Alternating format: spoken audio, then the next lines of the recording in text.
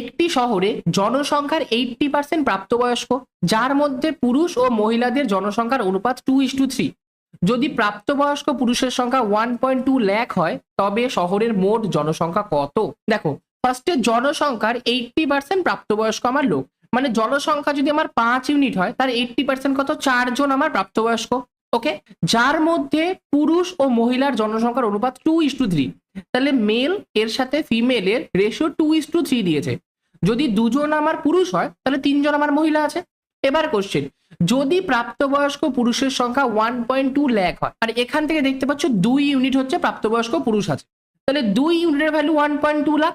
তাহলে 1 ইউনিটের ভ্যালু কত? 1.2 ডিভাইডেড 2 মানে কত? 0.6 লাখ। ওকে, তাহলে পুরুষ আছে 2 ইউনিট, মহিলা আছে 3 ইউনিট, তাহলে পুরুষ আর মহিলা মিলে টোটাল আমার 5 ইউনিট হচ্ছে। তাহলে 5 ইউনিটের ভ্যালু কত? 5 6 30 মানে 3.0 মানে 3 লাখ। তাহলে 3 লাখ আমার কি আছে?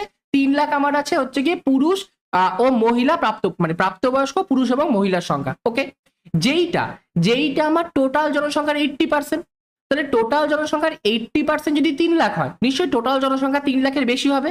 3 লাখের বেশি 1 নম্বরে মানে 4 নম্বর অপশন এই একটাতেই আছে, তাহলে ওটা আমাদের কারেক্ট অ্যান্সার।